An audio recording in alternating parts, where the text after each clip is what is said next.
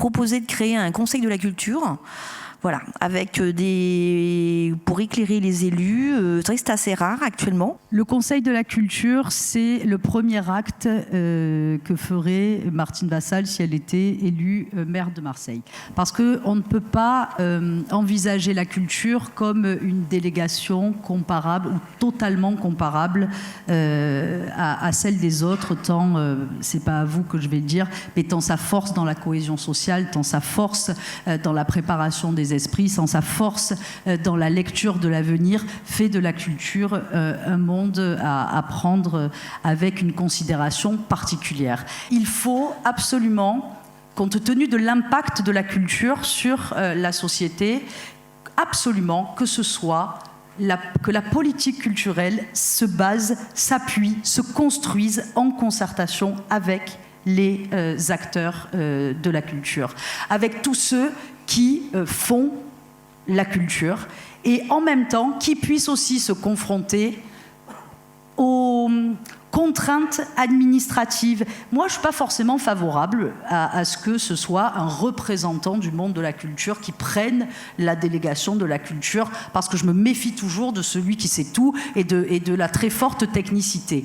Je suis plutôt très favorable à créer des conseils d'échange et des conseils de réflexion commune. Et donc ce conseil, c'est ça, c'est le conseil qui va guider et qui va aussi apporter à l'inverse, à l'ensemble du monde culturel, eh bien, le fait que si des choix ont été faits, ils ont été faits ensemble et ils ont été faits dans un cadre de contraintes qui est compris par chacun. Alors, dans les propositions du programme culturel de Martine Vassal, la toute première a évidemment fait couler beaucoup d'encre. Depuis que nous, on a interrogé nos adhérents, beaucoup de retours vers la proposition d'un Puy du Fou provençal sur le territoire métropolitain. Il y a là une volonté aussi à la fois de jouer sur ces valeurs de tradition folklorique qui animent un territoire et qui en représentent une partie de l'histoire. Et donc, pourquoi pas, si des investisseurs viennent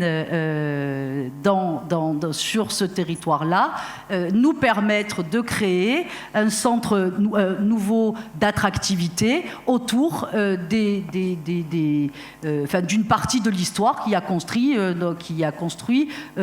contribué à construire notre territoire. Donc là, de ce côté-là, moi, je suis ravie que des investisseurs viennent. Je suis ravie qu'il y ait un thème. Il y en a d'autres, c'est les Moyen-Âge. Vous voyez, il y a des thèmes. Eh bien, nous, ça sera le Puy du Fou avec l'identité de la Provence. Certes, Marseille est en Provence et certes, Marseille est provençale. Mais Marseille est aussi la ville de France peut-être la plus cosmopolite qui existe, ouverte sur la Méditerranée. Et comment cela va-t-il être envisagé? Comment est-ce que la diversité sociale, cosmopolite de notre ville va exister à l'intérieur d'un tel dispositif? C'est une identité tellement cosmopolite et peut-être tellement loin d'une identité qu'on pourrait imaginer provençale au sens ancien du terme. Or, j'ai beaucoup discuté avec cette association et le représentant également de celui qui porte cette idée et qui devrait lancer ce comité scientifique. Aujourd'hui, c'est la Provence d'aujourd'hui que nous avons envie de montrer. Pas forcément la Provence d'hier. La Provence d'hier, oui, elle fait partie de notre histoire, mais c'est la Provence d'aujourd'hui, c'est la Provence de demain. Et tout ça, c'est déjà des questions qui sont abordées dans cette approche-là. À l'échelle du territoire et à l'échelle d'un projet, tout cela doit se construire tous ensemble. Et je répète que c'est une approche d'investissement privé avec effectivement un contrôle et des garde-fous, pour le coup, qui seront mis en place. Elle l'a repéré, Martine Vassal, l'investisseur privé, mais il ne fera pas ce qu'il veut sur notre territoire.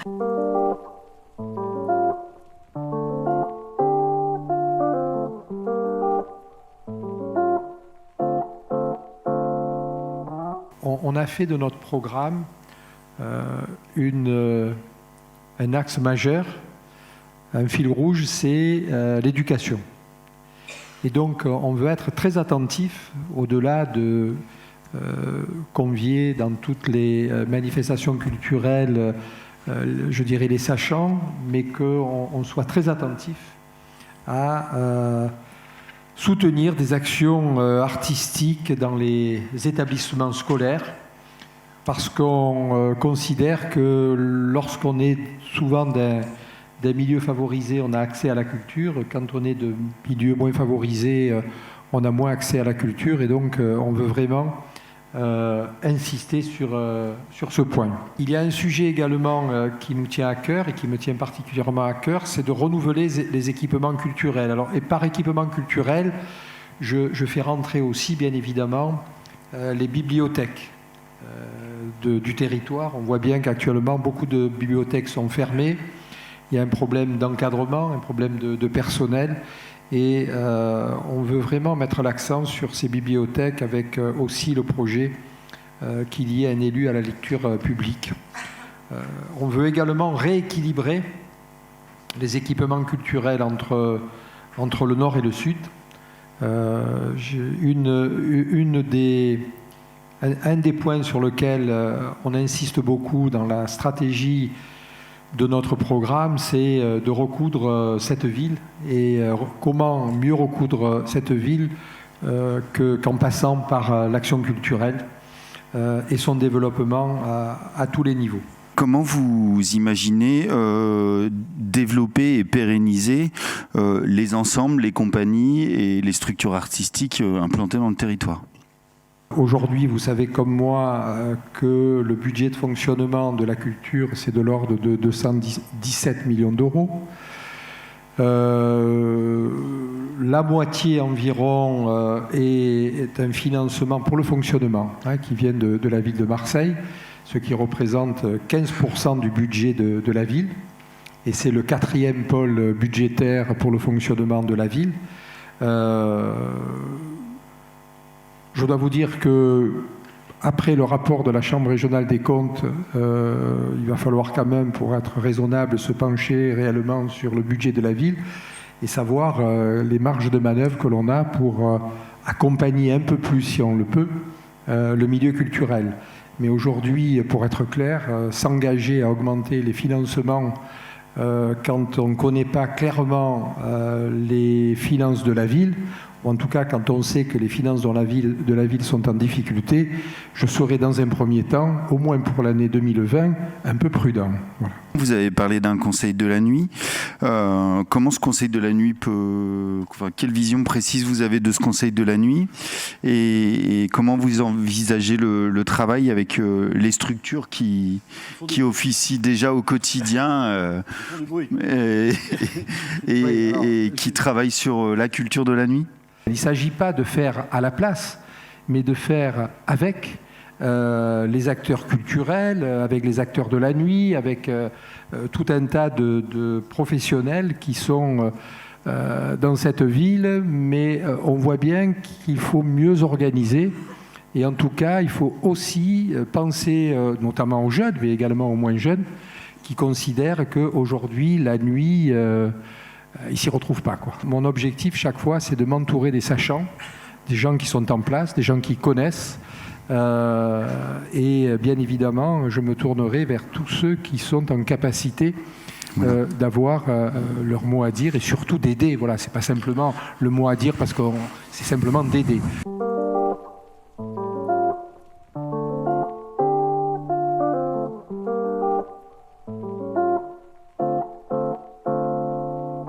Avec Bruno Gilles, nous avons élaboré un programme qui fait une très large part à l'éducation artistique et culturelle, et avec sous une grande rubrique du partage de la culture. Et pour partager la culture, il faut commencer très tôt, dès les écoles maternelles, primaires, faire des interventions auprès des enfants pour que tous, dans tous les quartiers de la ville, toutes les écoles, puissent bénéficier de ces enseignements artistiques et culturels au plus près. Comment permettre à cette richesse de Marseille, qui représente aussi la pauvreté de Marseille, donc les deux sont un corollaire, comment la soutenir, comment l'évaluer, comment pouvoir en faire le constat et comment travailler avec ?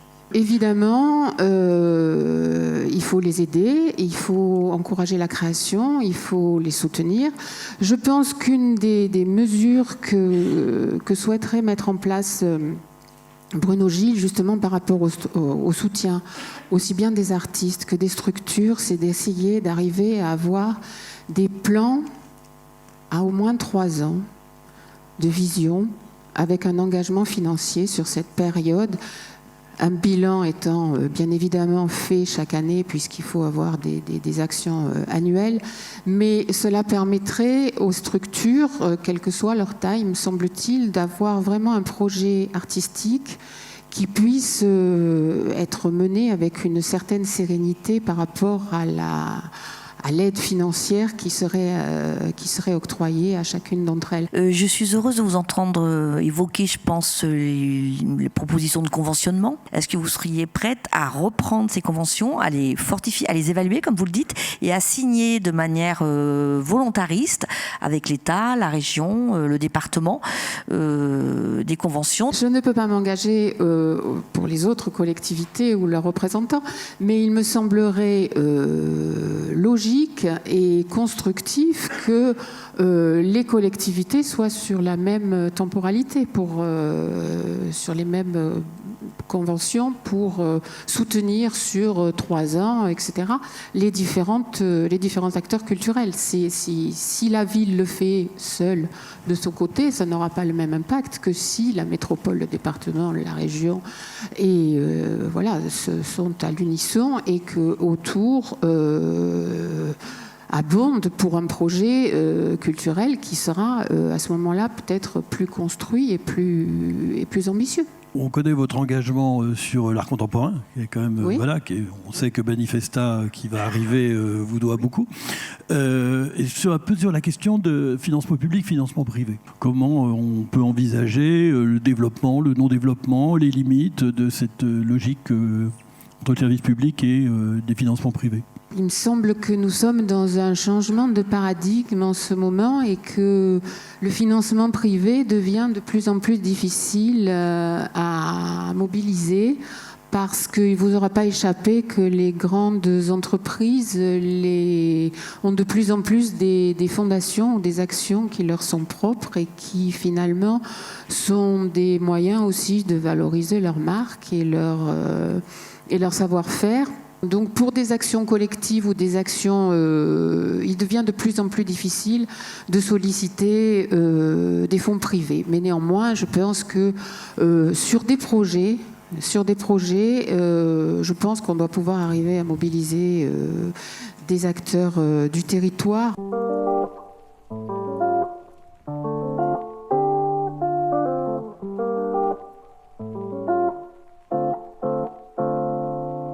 On était très, très objectivement un peu surpris, comme ça, d'une approche purement action culturelle, pratique culturelle, qui sont par ailleurs des sujets fondamentaux. Je crois que tous ici, on voit bien l'importance de la pratique culturelle, surtout dans cette ville, parce qu'il y a un vrai manque.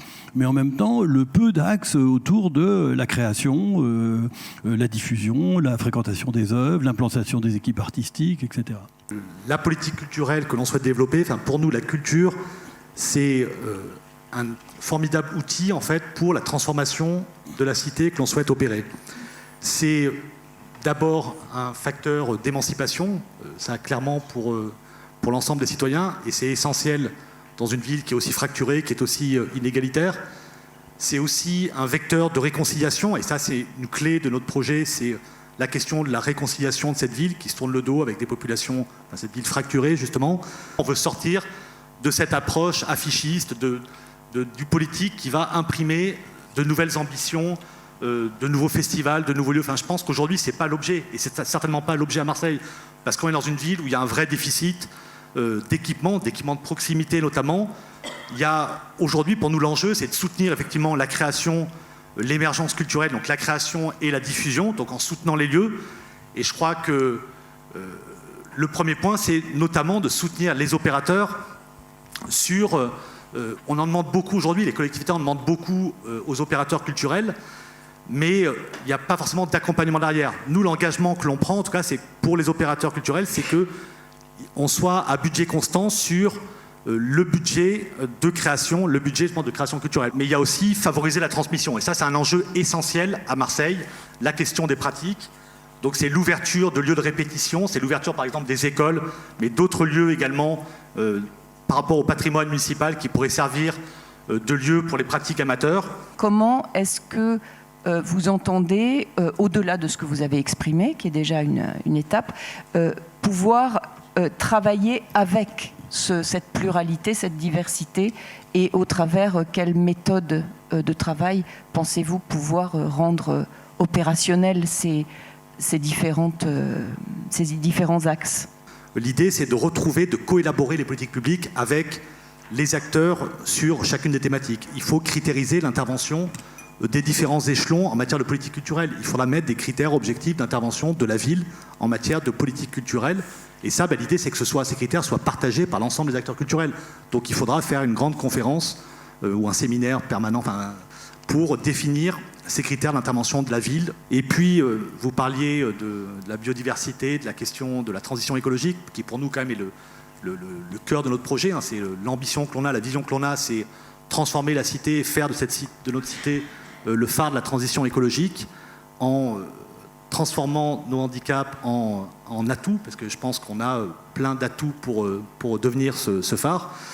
L'idée, c'est d'accompagner donc l'ensemble des compagnies, l'ensemble des opérateurs culturels vers l'excellence en matière de transition écologique. Ça veut dire qu'il faut investir, il faut faire un plan d'investissement sur climat, pollution par rapport aux acteurs culturels et aux compagnies, donc un plan d'excellence sur l'isolation thermique des lieux culturels, sur le relampage en LED des différents lieux également culturels, la question de la mise en place de fontaines à eau, par exemple, dans les compagnies, de tout ce qui est aussi commande au niveau des compagnies, et puis la question des décors, je pense aux compagnies de théâtre, à l'opéra, bien sûr, où il faut que l'économie circulaire s'applique aussi à la question des décors, recycler effectivement les décors des compagnies.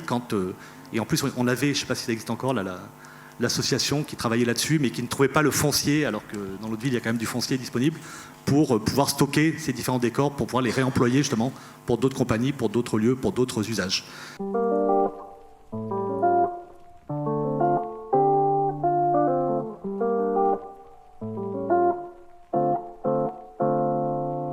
Vous parlez d'assises permanentes, c'est quelque chose que nos adhérents justement réclament depuis pas mal de temps en fait.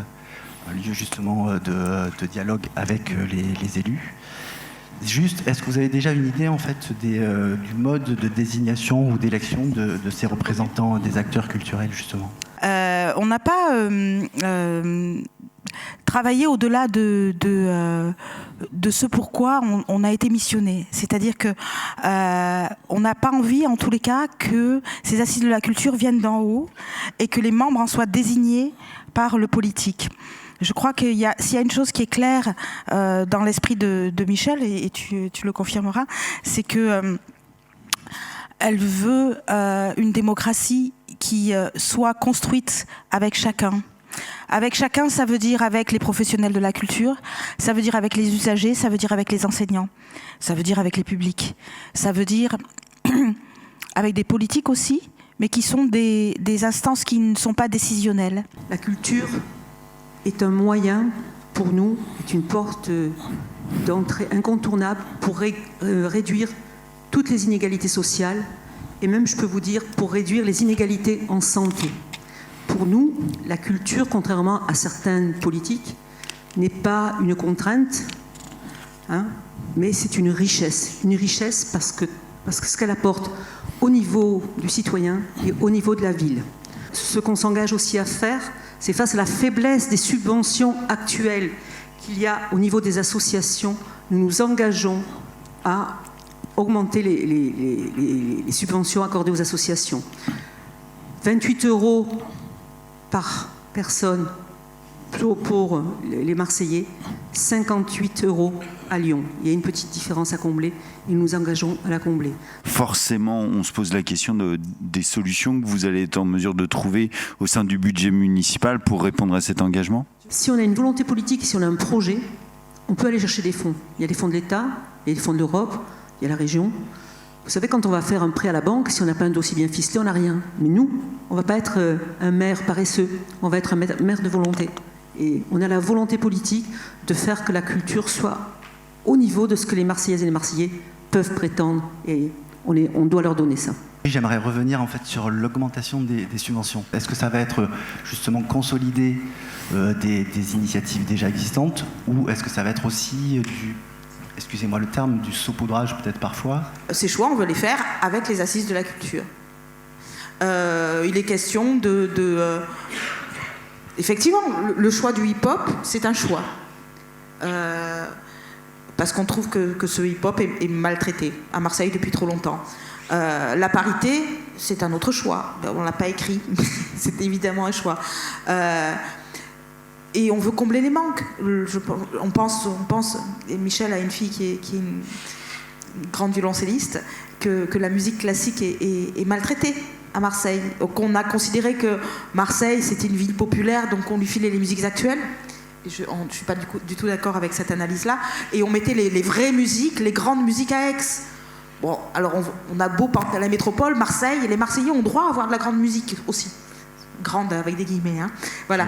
Donc, je pense pas que tu me contredises. Donc, oui, il y a des priorités à faire. Et puis Marseille est une ville de théâtre, et le théâtre a beaucoup disparu. On peut faire tellement mieux, tellement mieux. Il faut à la fois augmenter l'argent qu'on donne à chacun et augmenter le nombre de chacun. Alors, c'est-à-dire augmenter le nombre de subventions et augmenter leur volume. Les deux.